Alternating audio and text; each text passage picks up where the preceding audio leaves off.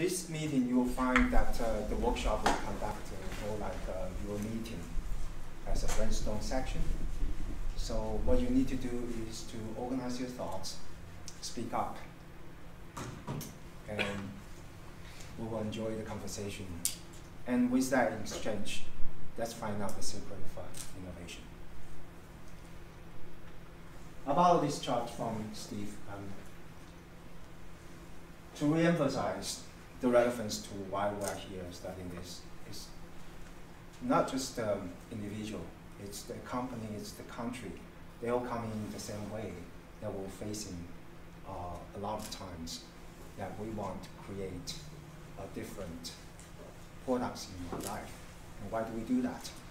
Mostly, measured by the monetary sense is to create the revenue, whether it's a personal finance, it's a company profits, or it's a country's economy.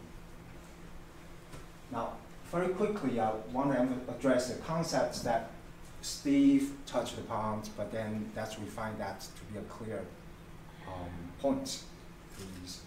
We're talking about today's topic.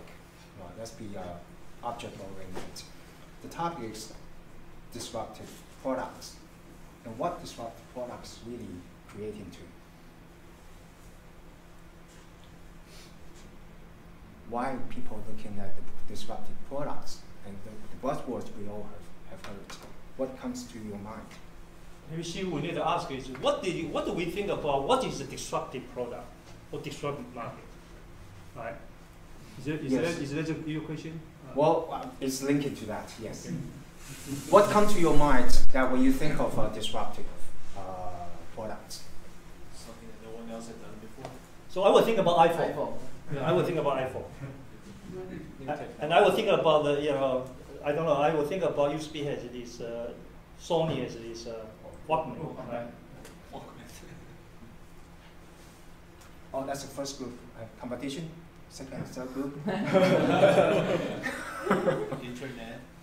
Internet.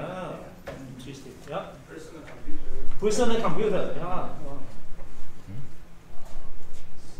Okay. But I'll argue, internet is not a product. Yeah. Internet is a technology, right? So, internet doesn't make money. It's who deliver product in internet make money. Excellent. So, we have to make that differentiation. Because if you look at disruptive technology, mouse is a disruptive technology. GUI interface is disruptive technology. Who invented that? Xerox, Palo Alto, Park. They cannot make any money. Who make money? Apple. He made money. So it's a disruptive product and market. We focus on that disruptive technology. We try to focus on. Anybody else? Search engine. Hmm? Search engine. Search engine. Search engine. I think I will follow David's comment as well, but interesting. Search engine doesn't make money. Google made a lot of money. Yeah, good. It does. Okay, maybe we can pose this question to everybody. I think it's an interesting discussion. It's an interesting question. Before Google, there's 3-4 search engines. Alta Vista, Mother of all cows, whatever things are here. And none of these make any money. Okay. David, why don't we get the conversation too specific? Right. I think we are just started. I think let's spread out. now. Let's spread out. I think I'm worried about we converted to the certain conversation, right? Because right now we got diverted out. I think we need to, we want to know what you guys thinking. Because we are old timers. Yeah. George, Live stream. Huh? Live stream. Live stream. 直播 live, okay, live broadcast. Okay. Yeah. Which is Live disruptive. streaming. Which is disruptive. Which is disruptive. Right. Yeah. Live streaming. Yeah. DVD or CD compared to the videotape, that's a disruptive. Yes. Yes. Deals. Yeah. Yeah. But I think live stream won't happen if iPhone didn't happen. If you don't have iPhone, then They're dependencies. The live stream as well. Yeah. Need iPhone. But you won't carry computer. I mean, iPhone. yeah. You have internet. But if you, I think the point is live stream was very early maybe to a certain point, the combination of all, then it start become popular. When the internet, early internet already live stream already, right? But it was not. But it wasn't popular until you can carry your phone everywhere. Like you do it, like unless you, right? So is that what also say, some of the disruptive product or market needed to be not only but there is also the infrastructure needed to be ready. I don't think it's just more. My opinion is also the bandwidth. Right? Yeah, exactly. Okay, so all these are needed to be tied together. Putting a GoPro maybe one of it. GoPro. By transforming how people look at the camera usage. So sorry, I'm just going to say. So let's talking about in Taiwan. What kind of disruptive product we have? Since we are Taiwanese, we want to help to create the third one. 7-Eleven. Huh? Oh, 7-Eleven. 7-Eleven. Huh? The business of convenience store. 7-Eleven, gosh, make a lot of money. That's a good point. It's a product or service? 7-Eleven. Well, it's okay. Service is Din part Tai of Fung, right? We use Din Tai Fung. Din Tai Fung is the other one. Apple is not disruptive. No, it is disruptive. I mean, when you make money, it's then disruptive. Making money, okay. Oh yeah. Disruptive money. Disruptive equation. No, it is disruptive. in a way, it disrupts how people sell xiaolongbao. Yeah. For make money. I don't think you can make. That's related to marketing, I think. Oh, that's David's point, right? How we market is. No. Disruptive market, not the product. Right, that's what I'm saying. It's not because xiaolongbao is the disruptive product, it's how you market this. Why? No, it's Din Tai Fung. It's not xiaolongbao.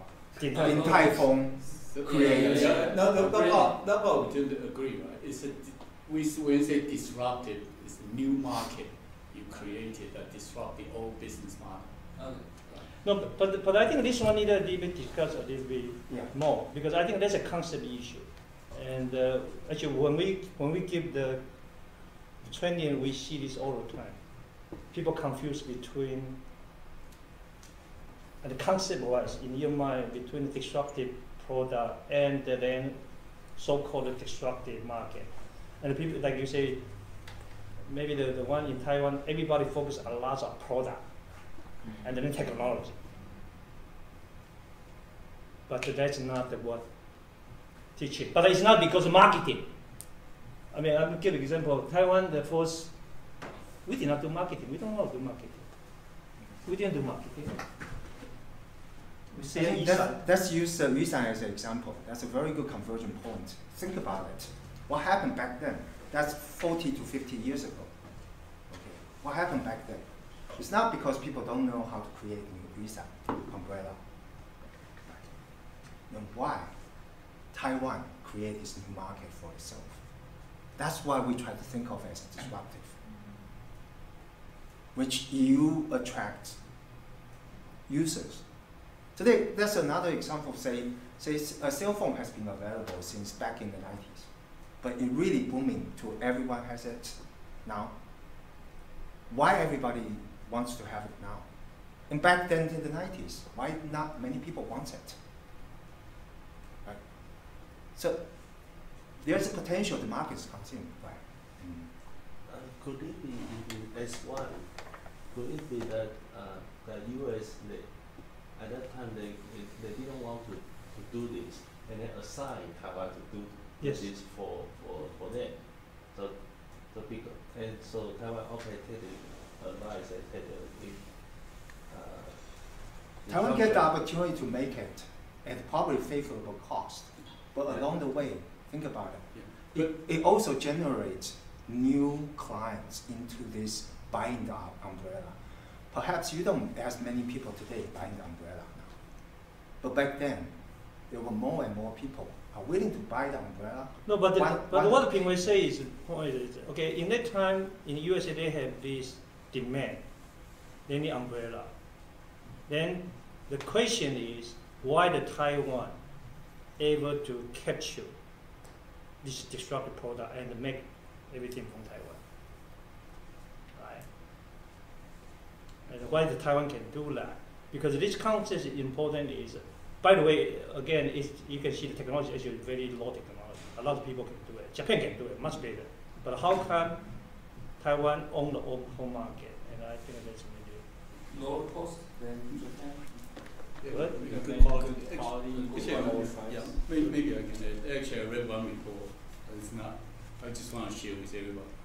They say there's a country innovation at that time. Taiwan's one major innovation by the country is 加工出口区. They actually make the whole thing streamlined and very low cost for S1 curve. For S2 curve, there's another country innovations called 工业园. So actually, it's very interesting about how country innovate and then become the other country try to copy that model, and then that actually help. Not necessarily the main KPIB, but it actually facilitate also from country innovation point.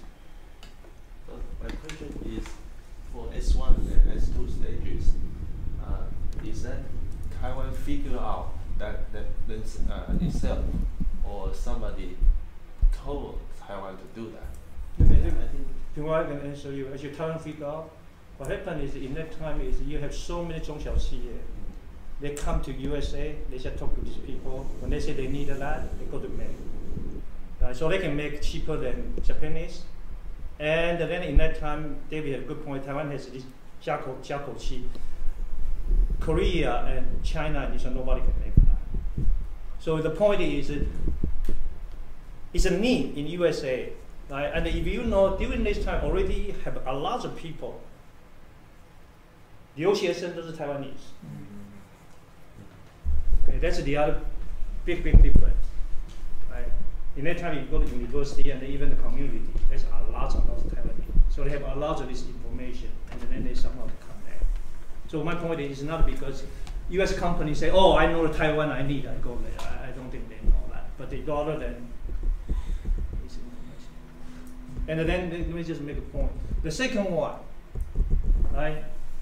It's not a USA company go to talk. By the way, in that time, a lot of Taiwanese is in a very high rank in the USA company. Zhang Zhongmo is just one example. Many people. Right? So they know all this information. And that's how they come. This is one of the reasons. So connecting dots happening in Taiwan in the past to expansion of the economy. Also, Taiwan set up a good structure. So it seems like I captured these 2 points. But anybody else? So I think challenge the group is how can Taiwan find the S3? Anybody has any thought? David, before leave forward. Yeah, because I think we're gonna converge on this this point of do we get to see what we are talking about, disruptive products? Because earlier, I still heard the comments about, oh, that's business, that's marketing. That's not an object that you sell. So what are we talking about here? What do you think is the focusing points that we should put our attention to if you really look any articles people going to sell you about the disruptive products? What do you look for?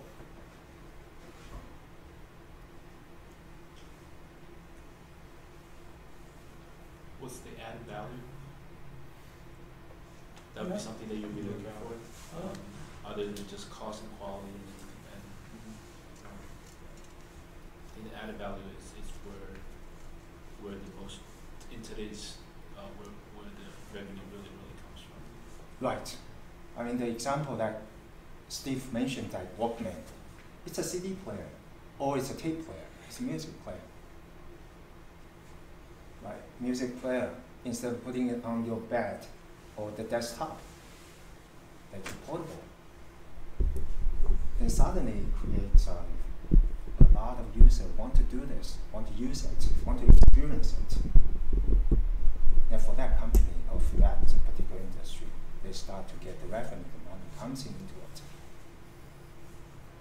So people see that potential and see that application, and then see the revenue stream can have multiple increase at the end with the potential of this revenue. And why it's called disrupt. probably somewhere else, the existing ones is dying, will be disrupted. So be very interested in thinking about what we are doing today as for how much we are preparing to be disrupted, and are we going to disrupt it, what we created. All these things probably in many people's thoughts in the great leader's mind. All right. So let's move on to the next one. So I will use example here. So create another discussion. We see very clearly, everybody probably familiar with the history on this Japanese consumer electronics industry. They're doing very, very well from 80 to 90. Fax machine, CD player, Walkman, they actually, by creating the new products, they gain the new market, new clients, revenue comes to Japan. The interesting part was not really necessarily the non-existing technology. They used mostly existing technology. And they create new products to capture that market, revenue stream and everything. But then, after that, the proportion of the revenue that coming from the new products shrinking and shrinking. For the last 3 decades, clearly, it was not as promising, as prominent a player as they have been back in the 80s. So the question is, what did you see that is causing then to this down spiral innovative process?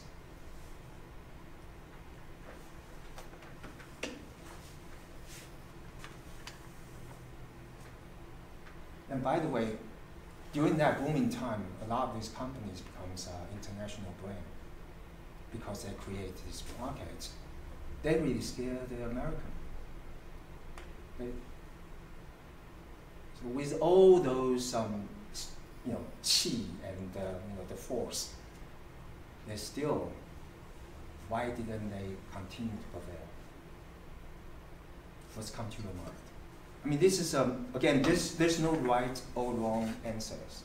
Here we are just exchanging the brainstorming. So don't think that you speak up is, you have to be correct. You just speak your opinion. I should give whoever hasn't speak first chance. Yeah, I think that with the market share of Japanese products keep shrinking is because more and more competitors are joining the same market to compete with Japan. So, for example, like earlier, Taiwanese semiconductor, and nowadays like Korean, South Korean, and most recently with China's coming into new markets. But I think his question is true. That's the reason they are in trouble. But it's how come they cannot create a new product, new market? Because they become bigger, they're so dominant, right? It's a good point to start with. And Jason pointed out something. Yeah. Competition. Yeah. There are people seeing, hey, you create this market, we want it too. Yeah. We want it too. So competition comes in. Taiwan wants it. Korea wants it, right? China now wants it, right? So competition. But I think the point is, but Shifu, the point is right. different. If you have created a market, competition always come in. Yes. Location Yes.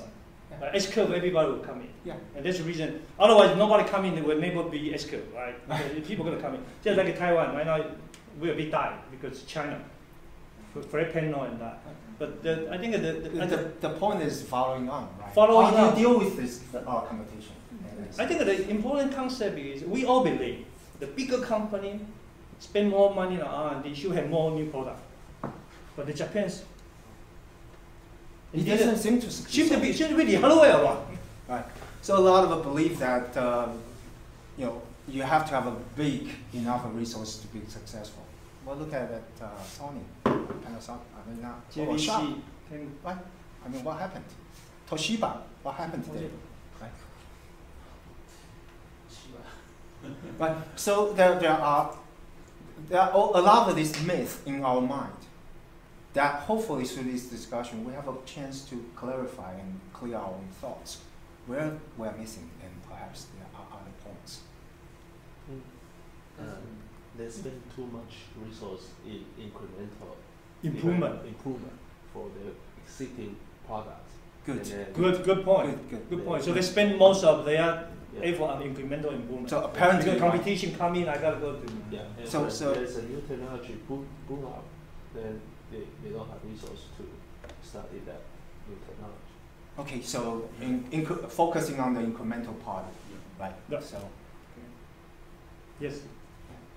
Just echo, I think I agree with that. I think mainly that is a cultural factor. But before we get further discuss in this, I would like to side dish. From this picture, of course, we see a decline. Seems Japan got big trouble. On the other hand, we all know Japan got big trouble. But if we have their GDP or GNP picture, you will still see it's very flat. It just didn't grow. that's right. But it means that there are some sector decline. What is the other sector take the place? Exactly. That's good. Thank you for clarifying that point. The point that is, the total is as a percentage. That's how I illustrate it. Perhaps the GDP is still growing. They are not really in that deep trouble quite yet in terms of country. But you can see the trend of innovation part as a new product, as the indicator, is coming down. That's the point Well, here. That's where we discussed. No, I think that maybe the other better indicator is if you're going to look at new company, okay, you're going to look at new company. You know Japan is in deep trouble. Same as Taiwan. As compared to USA, so that's the other way. Got to be careful. Taiwan, USA, the GDP is still pretty good. It's still a few percent. But if you look at that's what innovation stuff, because the company is still going to grow. It is still in the S curve, right? But the other one is today, if you look at the new company, you will say, well, maybe this warning sign is much earlier. So how so that?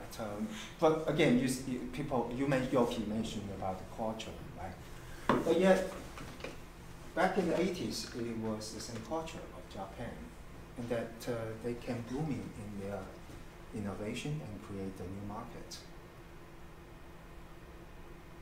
That's because right now the world is shoot in the aim.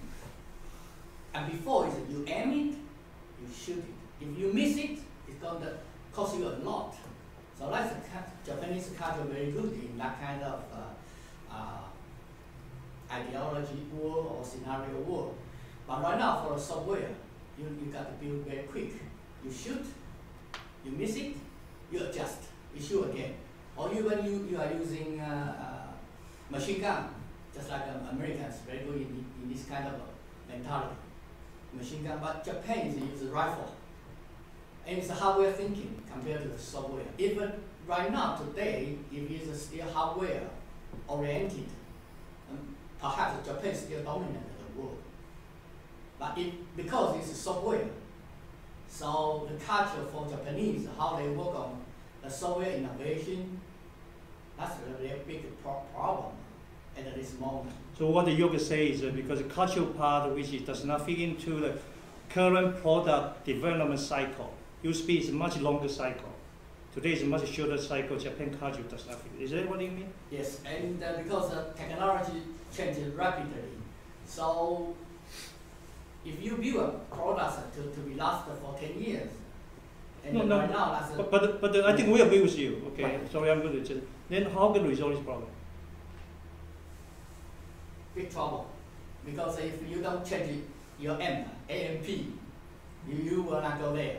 That's No, a big trouble. actually, I think what I've seen Japanese do is right now they come to the US, they buy up all the startup companies, or like they go early, like Shenzhen, like the SoftBank, like they come here, they go buy the AIs, all those robotic company early because they know culture they cannot change in Japan, so they come here to find the best talents who can actually make it happen, and so they go early with all the people who has all the innovations that here, and they start buying shares or buying those companies. Using acquisition Exactly, and to leverage with their core competency and so on, Exactly. expand their core competency. Okay, but then that will make the pace faster. Adjust their process into these new business cycles. At least they got a chance to tap into the new innovations, because they cannot come with their own innovations, and they tap into the innovations here, where the action is. Everybody has the. But I think I think SoftBank is go back to Steve's early point. Now, for you to think about is Japan after 1980, it created all these big conglomerate, Panasonic, Canon, JVC, Sony, and after that, no global company until SoftBank. Only SoftBank. Why is only one? And if you look at US, how many? How many world-class companies pop up after 1980? You know, I think I would suggest we should stay with what's your good point. Before we got an answer, right? Because Japan is very similar to Taiwan. I think what you say, the cultural one is one of that. Yes. What else cause they slow down all innovation, right? What it can you cannot be think just of? culture, right? Yeah. What else?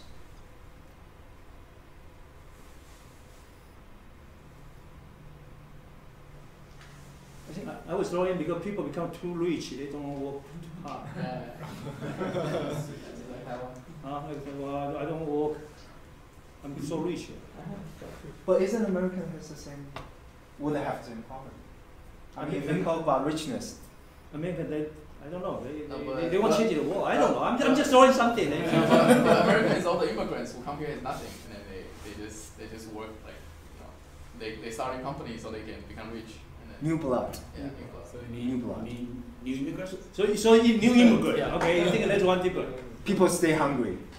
Yeah. You need the people to stay hungry in general. That's in Japan, right? Huh? Yeah. That's in USA or? No, we think that's Yeah. Japan. But they say that the reason is Japan is because Japan there's no lose immigrant, everybody's all rich innovation? already. I'm not hungry anyway. Well, if we come to go to Japan and have a meeting, and you only listen one person talking, the other guys don't talk. Okay, good. So they just maybe the way how the leadership is not pretty good.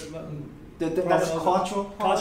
Cultural Part, as you mentioned. Yeah. Right. That certainly impedes the progress of collective thinking. It's related to this part, that culture.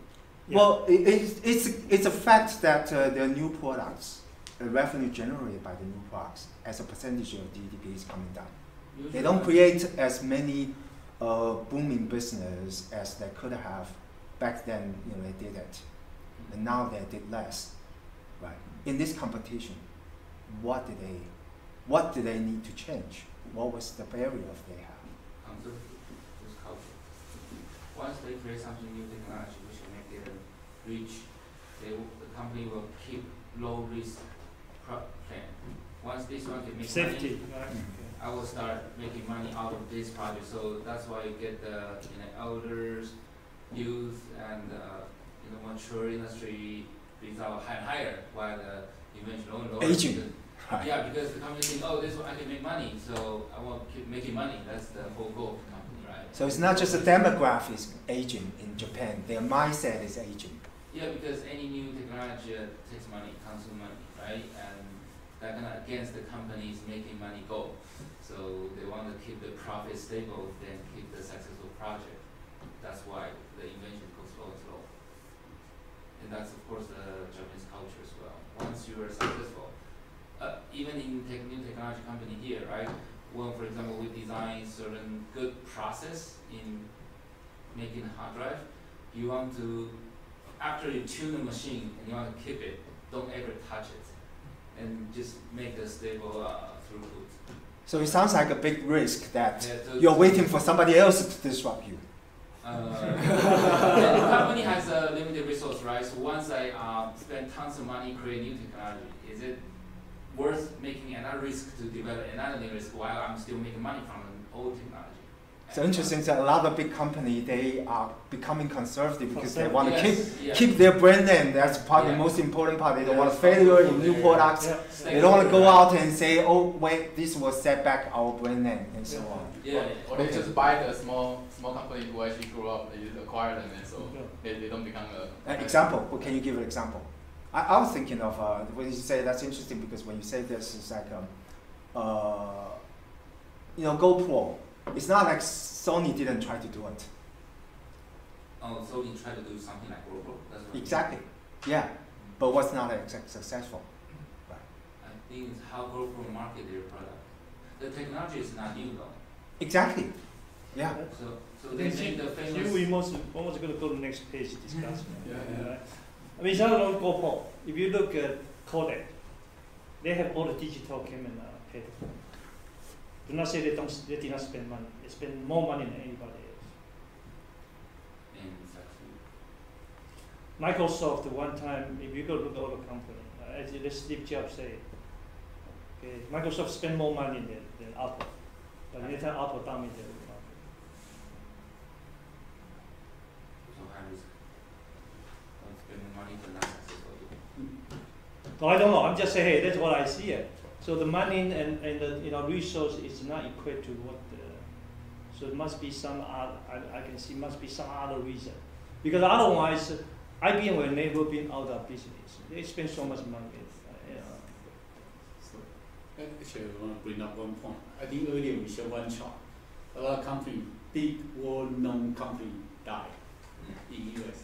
A lot of them. A lot of. Japan, why company doesn't die? Do they need to die? So they're conservative, maybe that's Because they conservative. They all die.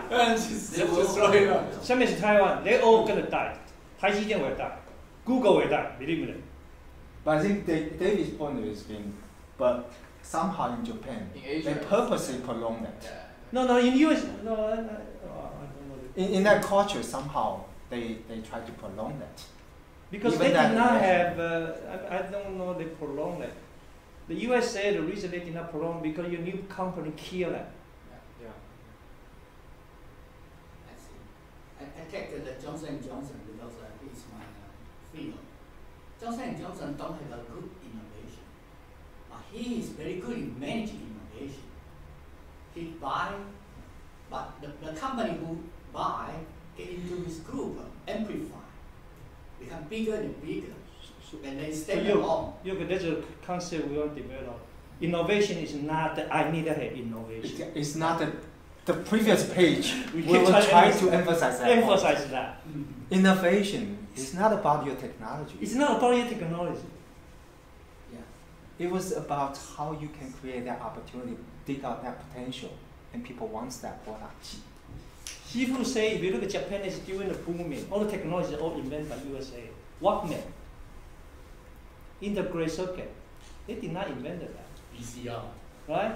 VCR, they did not invent that. But But like you say, yes. they like Johnson, they put it together, they got all the market, innovative market. Prior to 80s, they're OEM for all this US technology. And they improve. And during the time they improve, they come to a thought, wait a second, there's something. The one point of this conversation is that we try to train about strategic thinking. Okay? Because a lot of times we miss, like you say, oh, you're gonna be best technology. I gotta innovate in that. No. I want to pivot from what we're talking about right now. So before we were talking about culture, right? If you look at Japan, they're more conservative. They're much less speaking up because they're being taught that they need to be obedient and need to obey the masters or whatsoever. And their education system is much harsher than ours in terms that they have more, testing systems than we have as to Taiwan. So all in all, those we call traditional culture, but yet they were still able to have the global global level companies, at least back in the 80s or the 90s. Yes. So so that goes back to the question. Maybe culture does make a difference, but if you look at Japan, then maybe there's still something else more that we need to dig into, other than just being the culture or other being just being the obedience, less speaking. There's got to be something else more. No, you're right. You're right. You're right. What we probably didn't touch upon is the execution part as well. Right. I mean, that's a very important part, ingredient of the whole business. I think if you look into the culture, the certain culture has just very good execution. Diversity, maybe one is weaker than the other. Can I just comment? If you in Taiwan, everybody will say, because we cannot innovate because the culture, because our education system. They were shocked. when they talk to you. In here, high school, they also go to Bushibai. So it's not just because education. It's a little bit more than that, and I think that's the point. But we all think about, oh, the reason we cannot have like a Google is because our education. And by the way, we have the two economic miracle. It's the same culture. So it's a little bit more than that. But it's just when they change, how you adapt to the change, right? Anybody want to add to that? I mean, lady? The only one you single out because of you have to represent the gender. So I'm thinking the culture difference is different. Like here, they respect you and they listen to you and take your opinions. But back in Asia, I don't dare to say something that's different than my boss. So that's the new idea comes from. The new ideas come from younger generation, and also they have different thinking than the big bosses are. So there's a generation gap. But here, if you don't say something in a meeting, they'll say, oh, I don't think you need to attend this meeting, or I need to have your input, your feedback. So everyone contributes. So you got the diverse opinions to make your product, because the product is going to be used for everyone, all kind of generation. So in the early developed time period, you need to take as many options or feedback as possible, and then you take you to your strategy to identify which has the most value. So the cultural difference, I think, is a big impact on the innovation.